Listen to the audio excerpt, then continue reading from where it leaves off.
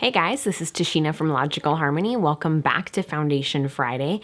Today's foundation is from Pur Cosmetics and it is the Bare It All, which is a 12-hour 4-in-1 skin perfecting foundation. I've been wanting to try this since I added Pur Cosmetics to the cruelty-free list on Logical Harmony, and after I found out that it was vegan, I knew I had to work it into this series. So today I'm trying it out and apply it to half my face with a beauty blender, and then to the other half with the foundation brush from Pur Cosmetics, as this is the suggested brush to use with this foundation. A little bit about this. So it says it's a high-performance 12-hour demi-matte foundation that covers imperfections and perfect the skin while helping to correct problem areas over time. So that's very interesting. The packaging doesn't say what type of coverage it's supposed to be, so you guys will see how it covers in the video.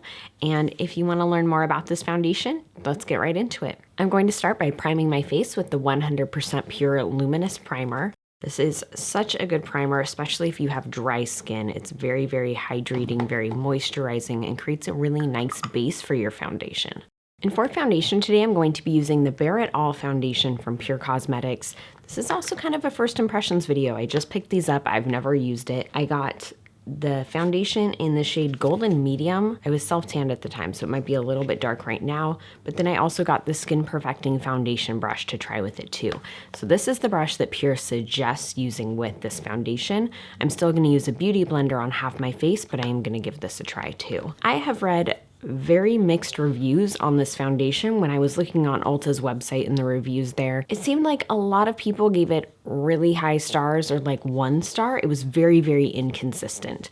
And what the employee there told me, because she had worked with it on someone, is she said that it dries extremely fast, and she thinks that's part of why it had like inconsistent reviews. She said you have to like work very, very quickly once you apply it to your skin. So I'm going to apply this, I think, in smaller amounts than I normally do based on that advice. And it doesn't say anything on the packaging about if it is full coverage or medium coverage. It just says it's a 12-hour demi-matte foundation to help cover imperfections. So knowing that with the beauty blender, I think that part of my face looks pretty even. It definitely evened out my skin tone. You can see on my cheeks. I am not finding at this point that it dries down any faster than other foundations do. It still hasn't set, but I think maybe that depends on how much you're putting on or the environment that you're in when you apply it. I think that definitely can matter, but I'm still going to be cautious and just dot this on and do it a little at a time. And the foundation does have a little bit of a scent. It's not strong, but it's kind of it's a very clean scent. It kind of smells like laundry soap in a way, not in a bad way at all. It's very clean, slightly floral. First impressions, this brush is super, super soft. It felt dense, but it didn't feel like pokey. I've used some of these others where they feel pokey, like it's poking into my pores. This definitely didn't feel that way. It felt very, very nice. I'm gonna go ahead and look at this close up and see how the side with the beauty blender looks compared to the side with the foundation brush.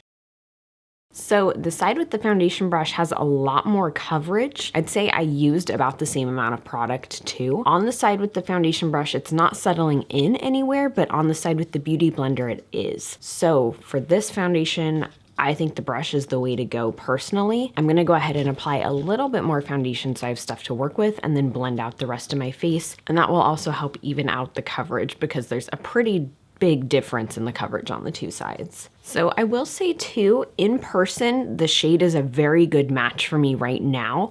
Looking at it in the monitor, my face looks a lot lighter than my body, but in person that's not happening. So I'm not sure if it's an ingredient in here. Maybe it won't even pick up when you guys are watching this.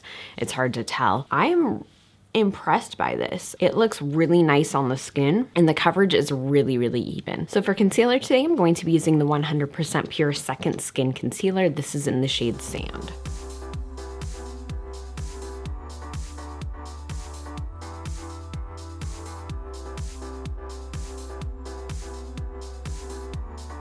And I am going to do a cream contour and highlight today. I'm going to be using the Banana and the Fawn foundation sticks from Anastasia Beverly Hills. And I am taking note of where I apply these to see if the foundation wears any differently in those places.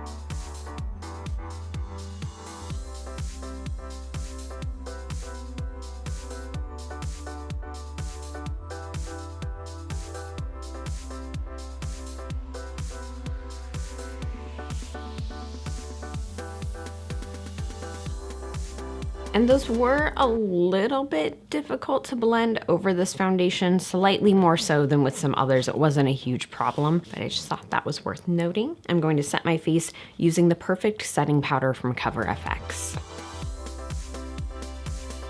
For bronzer today, I'm going to be using the Pur Cosmetics Mineral Glow Bronzer. This is really pretty. It has a slight sheen to it. It's not a shimmery bronzer by any means, but it's also not totally matte.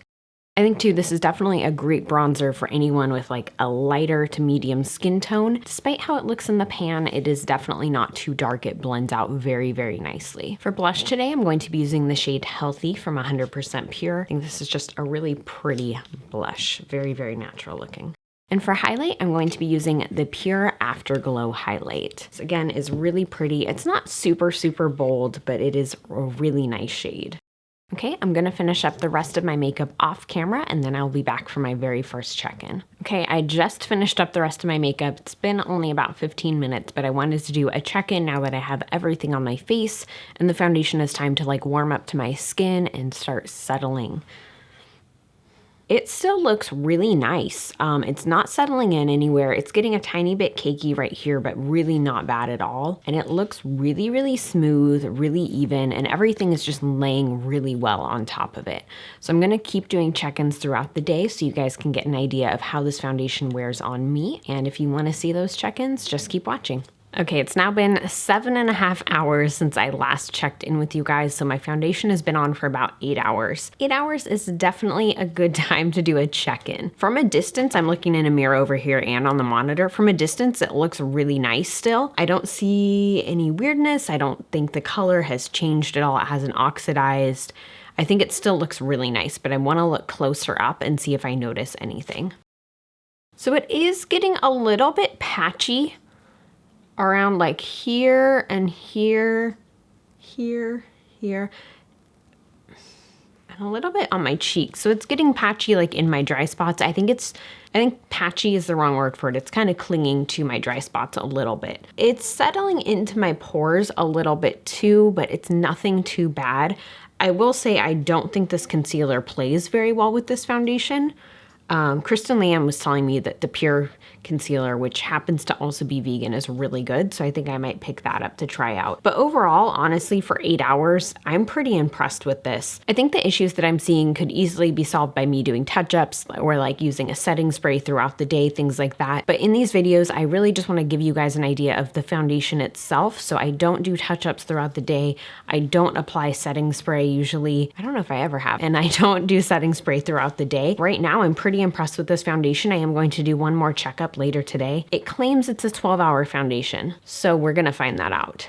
It's now been 14.5 hours since I first applied the foundation, so this will be my final check-in today. From a distance, it looks really good still. I feel like there is still coverage. It's fading a little bit in some spots on my face where my foundation does tend to fade anyway, but it's looking pretty good. It's a little bit glowy. The finish, I don't think it's changed. It's still that demi-matte finish. From a distance, I don't see any of my pores. It's settling in a little bit on my forehead, but really not bad for how long this has been. I'm gonna go ahead and take a look closer up.